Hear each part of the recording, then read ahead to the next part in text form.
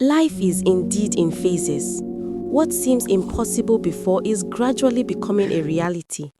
Renie's relationship with Austin has been very interesting. Not a bed of roses like she had expected anyway. It's been hard work with loads of loving and forgiving. Both of them at one time or the other had needed to make sacrifices for their relationship to blossom. Thank God for patience. It has done a great job in keeping them together. Seemed Austin played a more mature role anyway. Renie wouldn't deny the fact that a couple of times she had acted childishly, and his calmness on such occasions was very commendable. She could remember vividly the day he innocently asked, "Why do you women sometimes behave like children? You will act wrongly and still expect someone to pamper and say sorry to you. Why?" What a serious question. He indeed got his response from my silence. Option E. No idea. A simple answer for a serious question.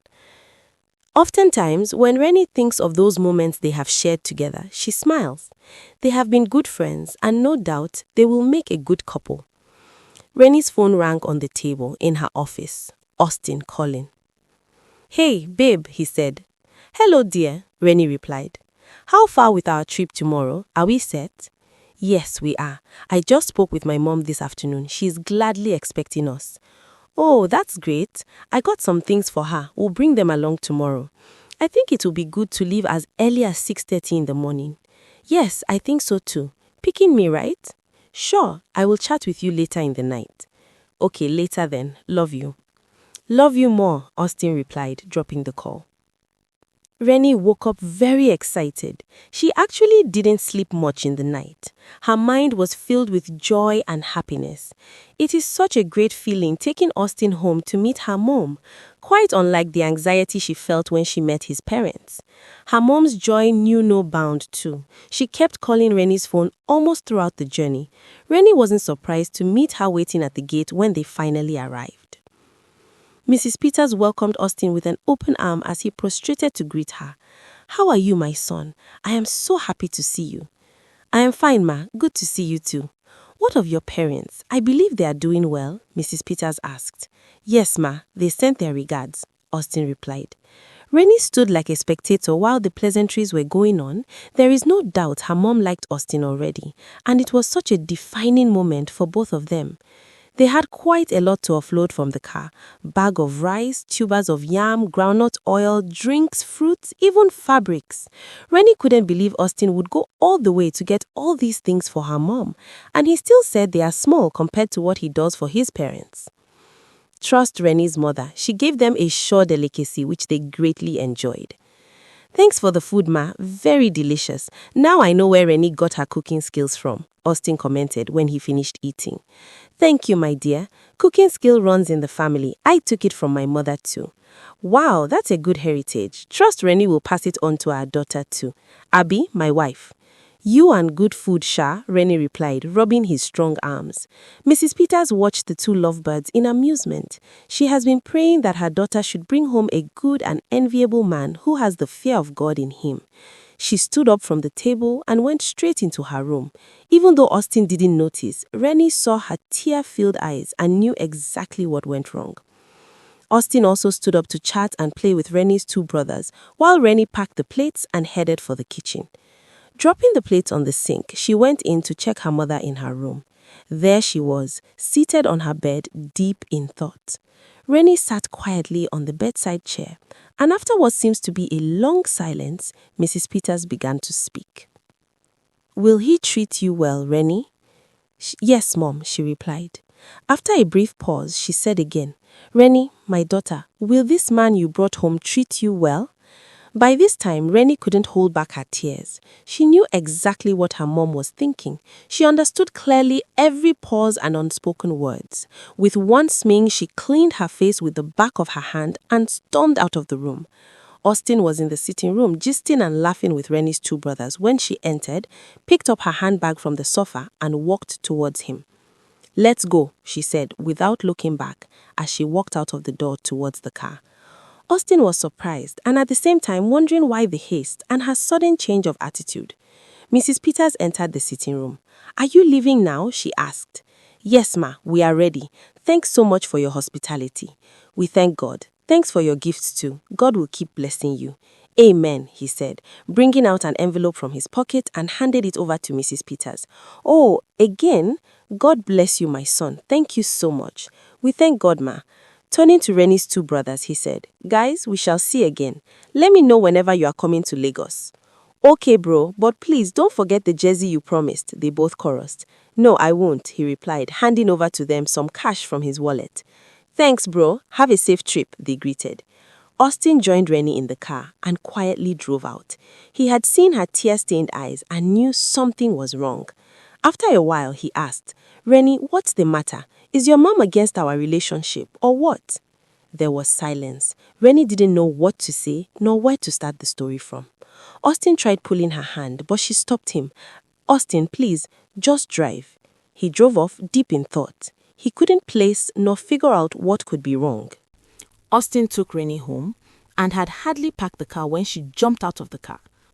Austin followed her into the house, and this time around, he was going to demand an answer for his question. "Renie," Sesan called, trying to grab her hands. "Leave me alone," she shouted, pushing his hand away. "Renie, tell me what is going on," he demanded, this time around, coming closer. He caught her two hands and gently pinned her back to the wall. "Leave me alone, Austin. You men are the same. You are all monsters. Leave me alone." Renie tried to get free from his stronghold, but Austin often has a way of overpowering her tantrums. She struggled while he held her still until she was tired and busted into tears again. She eventually relaxed as Austin drew her into his arms and gently stroked her back. "It's okay, Renie," he whispered. Austin brought Renie to the sofa to sit while still holding her in his arms. "What is it, my love? You are hurting. Please talk to me." "It was my dad." "Your dad? What happened to him?" Austin asked. "Nothing," she sobbed. Then she started narrating the whole story. Renie's dad worked with an insurance company when he married her mom. They were so much in love with each other and were comfortable together as a couple. In fact, growing up was sweet. Renie and her siblings enjoyed all the comfort any child could ever imagine or dreamt of. Her dad earned a good salary and made life so comfortable for them. They traveled and visited places, wore the best clothes and shoes, attended the best schools. And then, suddenly, the unexpected happened. The economic recession came. Mr. Peters' organization was badly hit and folded up, leaving all the workers jobless. He struggled to get another job but couldn't. No one was hiring. The economy was in recession. Gradually, things were getting tough on them as a family. They used all of his savings and investments for survival until nothing was left. All along, his wife was not working. She was a full-time housewife placed on salary by her husband.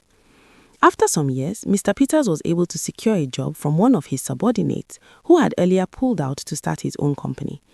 Though he got a lesser position with a lesser pay, the job was still better than none.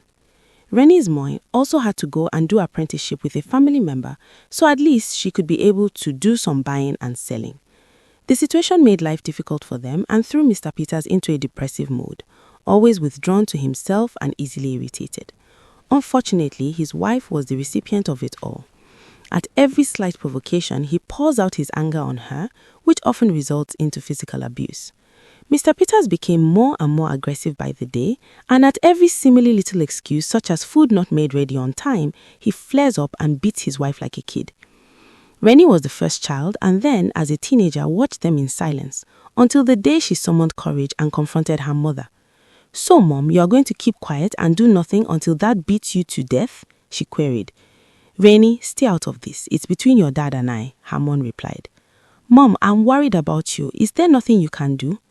"What can I do, Renie? What can I do?" Mrs. Peters burst into tears. "There is something you can do, Mom," Renie sobbed, wrapping her tender arms around her mom's pain-torn body. "You can do something, Mom," she repeated. "You can report that to the elders in church. I'm sure he will listen to them." Mr. Peters was a Sunday school teacher in his local assembly, well known and well respected. When his wife took the courage to report him to the elders in church, they were very disappointed that he could be doing such. He was summoned to appear before the church council, who openly expressed their displeasure in his action because it contradicts what he teaches.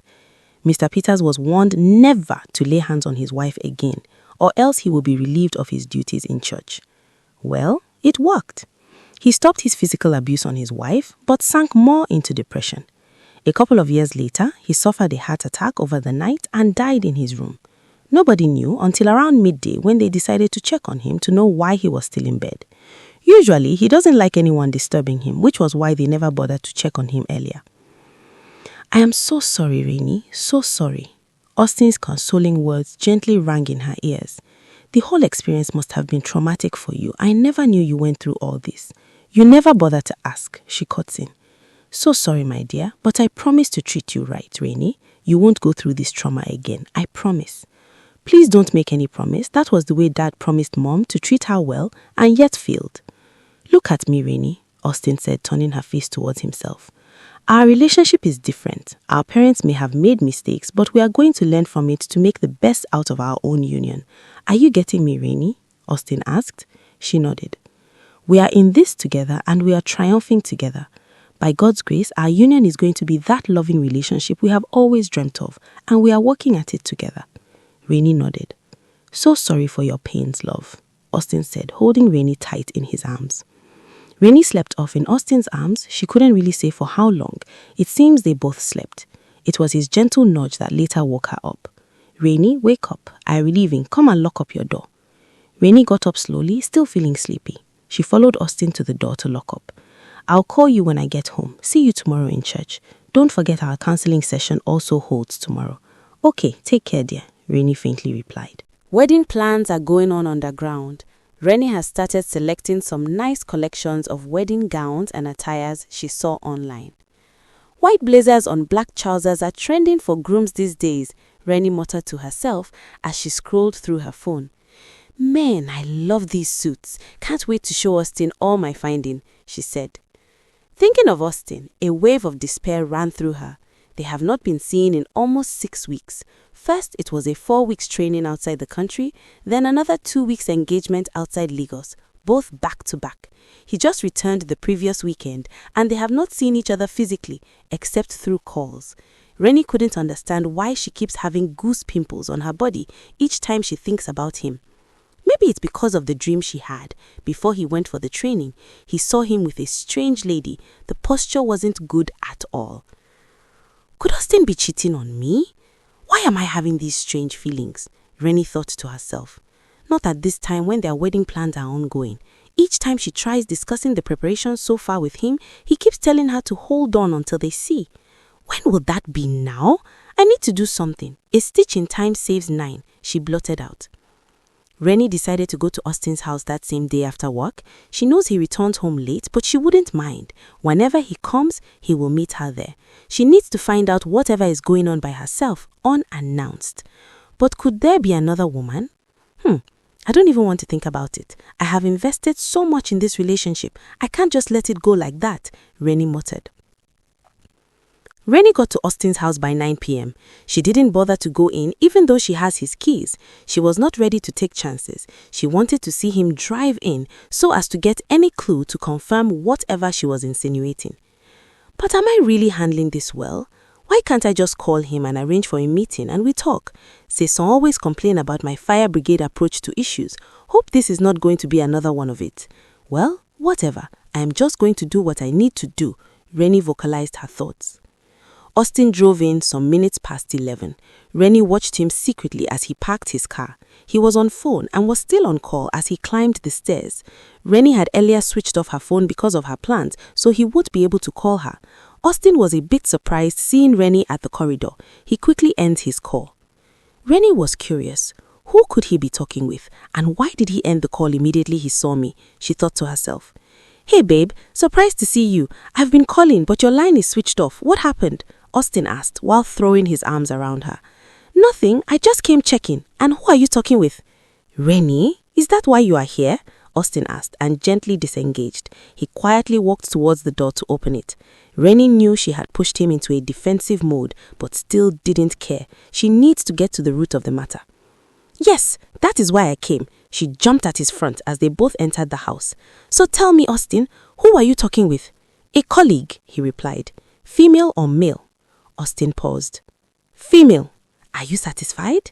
Is she your girlfriend, Renie charged at him. You and I have not seen each other in the last 6 weeks and you seem to be cool about it. Are you seeing someone else? Austin, answer me. Is there another woman? What's the meaning of all this, Renie? What exactly are you insinuating? Austin fired back. I am not insinuating anything. I have a feeling that you are seeing someone else, Austin, and I know what I am saying. Your mind is deceiving you. My mind is not deceiving me, Renie snapped at him. It became a heated argument. Renie quickly threw her eyes across the room for an evidence, and there it was, on the center table. These are not mine, so who owns them? Answer me. She picked up a bunch of female bangles from the table. That must be Vicky's. I dropped her off to school this morning, Austin replied undisturbed. Which Vicky? Renie snapped at him. How many Vickys do I have? Austin snapped back. Austin, you are lying. Your sister wasn't here. Austin picked up his phone and dialed Vicky's number. He dropped his phone on the table and put it on speaker. Her ID and picture came up on the screen. Hello, bros, Vicky greeted. How are you, Vicky? Sure you're in school now? Yes, thanks so much for the money. I've been calling you since, she said. Yes, I saw your missed calls, but I was in a meeting. Bros, I forgot some of my stuffs. My bangles, I can't recall where I dropped them.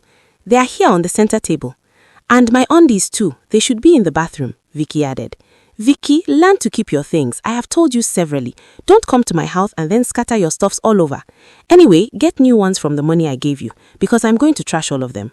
Bros, why now? Well, you heard me. Take care of yourself. Austin ended the call. He picked up his phone without looking in Renie's direction, entered his room and slammed the door behind him. End of discussion.